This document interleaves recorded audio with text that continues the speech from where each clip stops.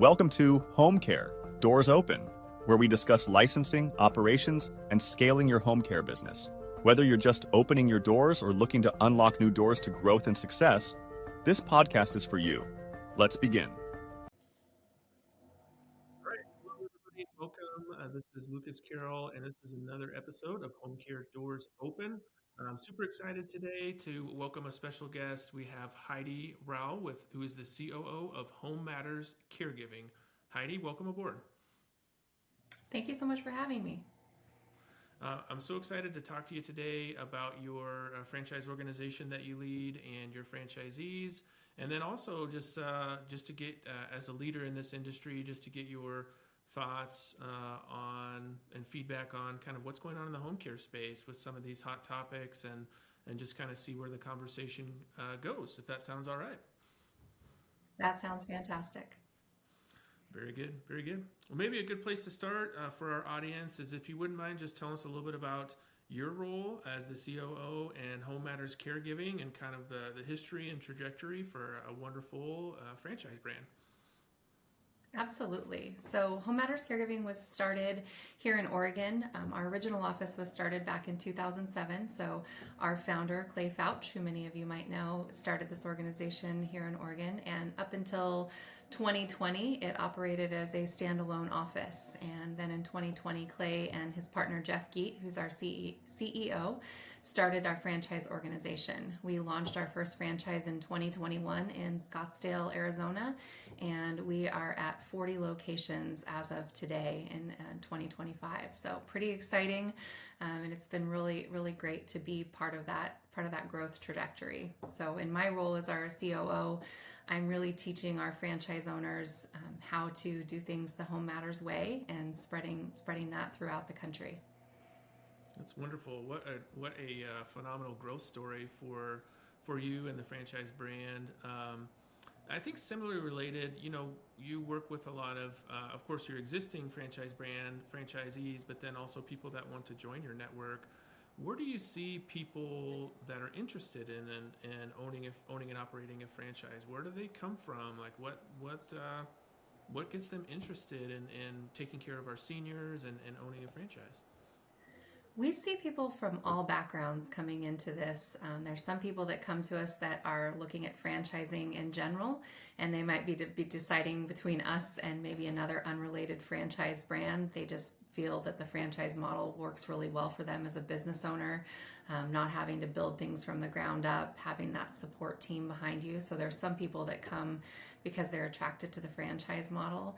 But mostly what we see are people that want to be in the business of helping people. Most of the people that have come to us have a personal story, some type of a background where maybe they took care of a parent at home, they had personal experience with the long-term care industry, and they're attracted to that mission of helping others. And they're attracted to that mission of working with amazing caregivers that make that possible. So we really see a lot of people that are looking for a way to give back. Sometimes it's an encore career for them. Maybe they've worked in corporate America most of their life, and they look at it and say, I really want to do something that leaves a legacy. I really want to do something that makes change for people, and that's why they're attracted to this. That's great. That's great. One of the questions that we get a lot is, if you're interested in becoming a home care owner, do you need to have like background experiences in your life to help you? That do you need those experiences in order to transition to owning your own agency? You don't. It's helpful if you're a nurse and you want to go own a home care agency. Absolutely. In fact, call me. I'd love to have you as part of our brand. But you don't have to have a background in senior care. You don't have to have a background in long-term care. You do have to have a heart for serving others. This business, you need to be a servant leader. One of the great things about franchising and being part of a franchise is we have the playbook to teach those people. And there's a lot of great people that you can bring on board to your organization that can help teach and guide you. We believe strongly in nurse guided care in our organization. So we tell our owners, hey, you need to get a nurse to help guide you, to help teach you about this aging process. You need to surround yourself with people that are smart, people that understand the long-term care world and understand the aging process. And you need to lean on your resources that you have through the franchise. Awesome, awesome, awesome.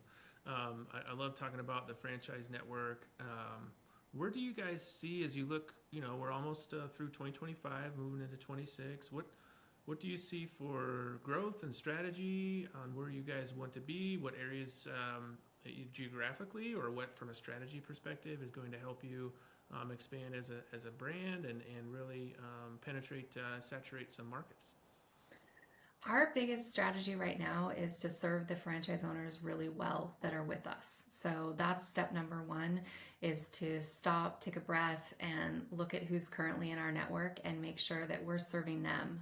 I tell our franchise owners that the caregiver is their customer, the franchise owner is our customer. So we need to make sure we've got our arms around them, wrapped around them, and as we grow, we're not so much looking at area as we are looking at people.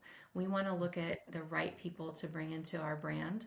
So if they're geographically located close to where we already have another office, that's fantastic. Makes it easier for us to support them. But ultimately, the most important thing for us is, are they the right person to carry the Home Matters brand? Absolutely. I'm so glad to hear. I think I'm also interested in your perspective and kind of what's going on in the home care space. You've been around and in this space have some great experiences and background, and there's some really fun things that are happening right now with the leadership for your organization, and as you go to like association meetings and what you see out there. What do you see are some of kind of the big changes or big topics that are going on in home care right now? Home care has changed more in the last 3 years than I think it changed the entire time that I've been part of the long-term care business. It's been crazy. When I started with Home Matters Caregiving in 2010, we were doing our scheduling on an Excel spreadsheet. So Clear Care, it's Well Sky now, but Clear Care was our big innovation. We were so excited. We were like the first kids on the block with the microwave. We had this cool software.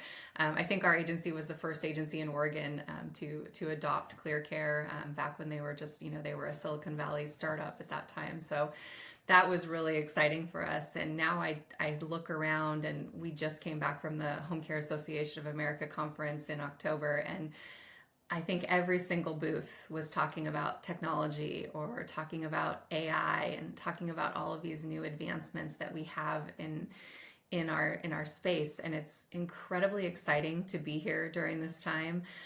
I imagine for some of the people that are really attached to the way that we've always done things, this is going to be a really hard time. We as an industry are not traditionally very tech forward.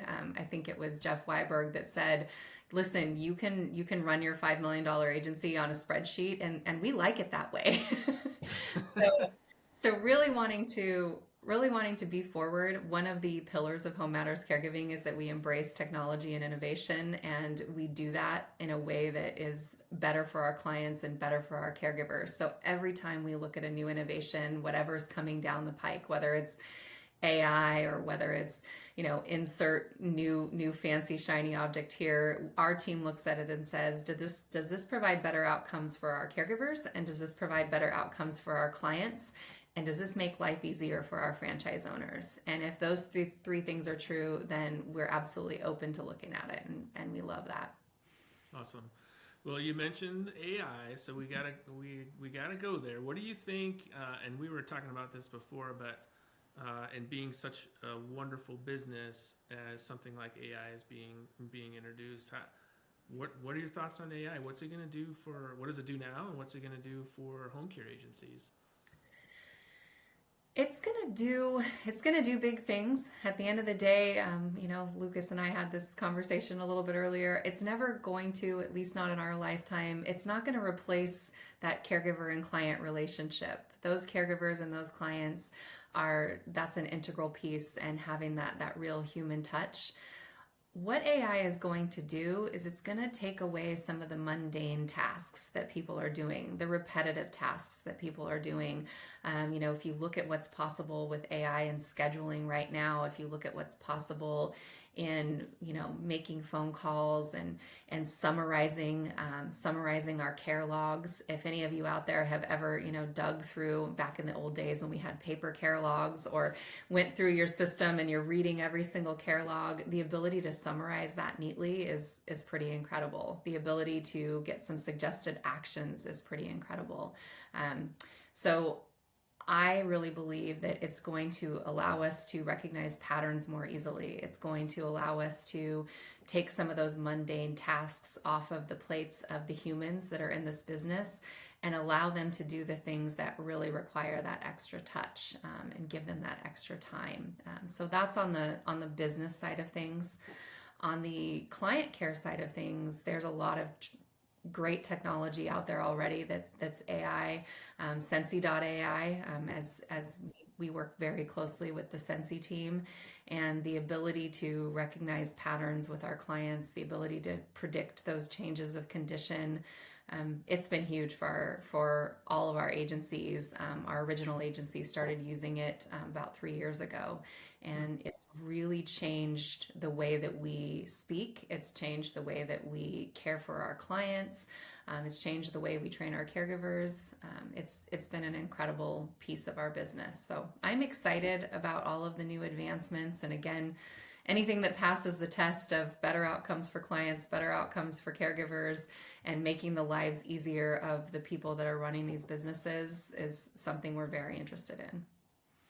Absolutely, and I totally agree. And as we were talking about before, I was thinking about the way that AI is going to impact so many industries and so many businesses, and the potential for disruption and job loss and like all of those things to be in an industry where you need a human caregiver to provide care to a human client. That disruption is going to be really hard to do from an AI perspective, and it doesn't seem like robots are going to be going into mom's house next year anytime soon. But the net positive, kind of like you were saying, the net positive is just the inefficiencies, the administrative tasks, the labor tasks, all those things can be cleaned up with AI. But then also the predictors, like the predictors of client, when they're having a change in condition, a potential for fall, those can be identified and then alerted to the team. So it can have some, it already does, but will continue to have some huge impacts in improving care for agencies and improving care for clients in the not so distant future. Absolutely. That's what we're excited about is the potential to be even better, and the potential to take the human brain power that's being sucked up by all these administrative tasks, and remembering to do this and remembering to click that box, and think about a more strategic problem. Freeing up that brain power by taking away those mundane tasks is going to be huge. Awesome. Well, thanks for sharing your thoughts on the AI front. It's always good to hear. I want to pivot a little bit to caregivers. Mm-hmm. And just get your thoughts. Caregivers are the core of what home care agencies do and how they deliver service to clients, and with the home office and then franchisees. What are you seeing out there for where are wonderful caregivers? Like what are they typically, or what are they doing now? What do their pasts look like? How do they come to find a home care office, and what's that world look like if we're trying to bring on wonderful caregivers and then hold on to them? We see them, they're all over the place. My CNA did a caregiver persona study here a few years ago, or not a study, but they published the caregiver persona, and they talked about the different personalities or personas that we see in home care, and in caregiving and in general. And, there's the unicorn that we all want, right? The professional caregiver, that this is their life's work. They've been a professional caregiver forever. This is what they love doing. They're in their maybe late 30s, early 40s, maybe late 40s, early 50s. And that is who they are and what they do. And that's who we all want in our agency, right? We all want that person. We all want the professional caregiver who's been doing this forever. And there's fewer of those people than there used to be. So those are kind of the gold standard. We'd love to have those, but we're seeing people from different areas coming into this, seeing people that kind of the same thing I said with franchise owners. Maybe they had personal experience with a loved one who went through a life-changing illness, or they cared for a grandfather, a grandmother, a mother, and or we're looking at and this part is not new, but moms who or dads who took time off to raise kids and now are coming back into the workforce, and kids are back in school and they need a job just for those hours that the kids are in school. That one's not new. We've seen that for a very long time. That those hours work really great for those parents that are coming back into the workforce. But we as home care owners and operators really need to be thinking differently about who could be a caregiver, and thinking about how we can attract people that maybe are in other industries and what's exciting about this business to them. Thinking about the fact that they get to give back. No disrespect to anybody who works at Starbucks or works at Target or any of those places. Those are great jobs, and I'm sure, there's a lot of rewarding parts to them. But looking at how can we attract some of those people into the home care world and show them the joy of being able to give back to an aging person and be able to learn and take away the knowledge from a generation before us that, unfortunately, we've all kind of lost contact with. We don't have as much of our seniors, our elderly, being in the community with the younger generation as we used to. And so being able to expose that whole new generation to working with seniors and seeing what joy that can bring. So I think we have a lot of work to do on that side of how do we attract people that maybe would have gone to a different industry, they maybe would have gone to another service related job, and show them that home care is the place to be. And that starts by understanding who our customer is, and that customer is the caregiver, and creating places that they would want to work, creating places that respect them and value them and invest in them. And that's when we're going to see people coming into this industry.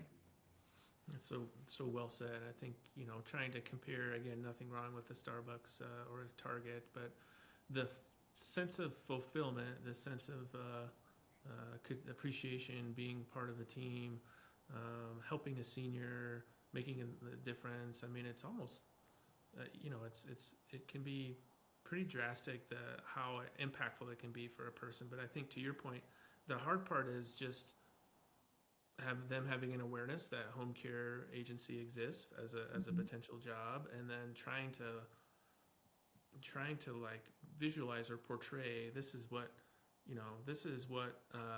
the role this is how fulfilling the role can be, this is how rewarding it can be. And then when you put those side by side, it just elevates caregiving, I think, to a whole new level. Absolutely.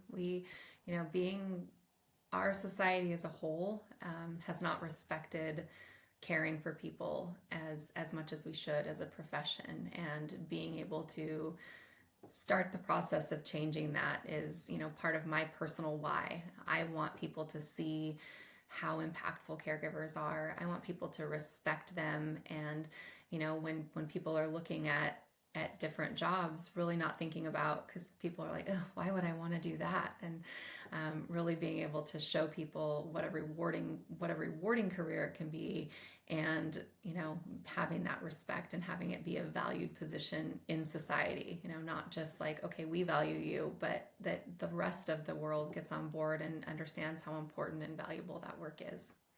Absolutely. Yeah, couldn't agree more.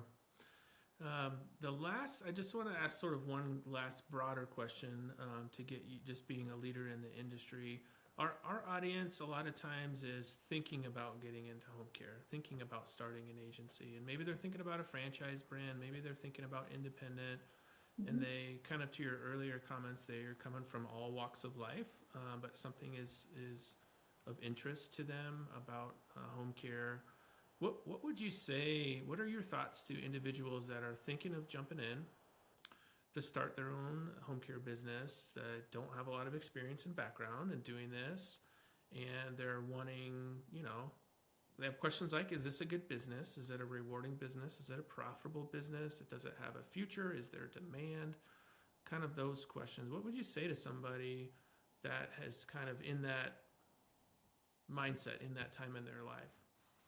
Absolutely. That's a good question. First of all, yes, it can be a rewarding business. Yes, it can be a profitable business.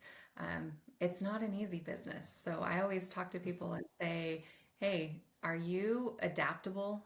What's your adaptability like? Because in order to be, I think for any business, if you're going to run a business, you better be adaptable, and you better have that strong work ethic. So when we talk to future franchisees, that's one of the things we look at is how adaptable is this person? What kinds of examples can we pull from their background to see, how they respond to change, how they pivot when things aren't working out well. So I always encourage people like, hey, look at yourself. If you're the kind of person that is able to adapt to change and able to thrive through change, then this might be for you, any business, not just home care, but particularly in home care. If you're the kind of person that says, no, I need everything to be the same every single day, I need to predict my day down to the minute, you might want to look at something else. It's never going to be that way.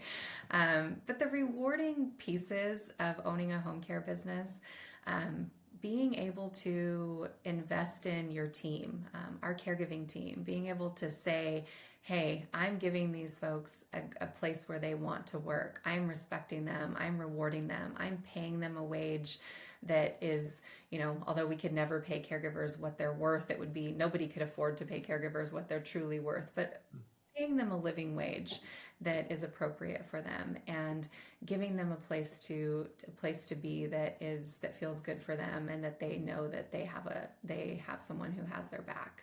That's incredibly rewarding. And then looking at when you bring managers onto your team, the ability to invest in those folks and the ability to build a business where you can give back to your community.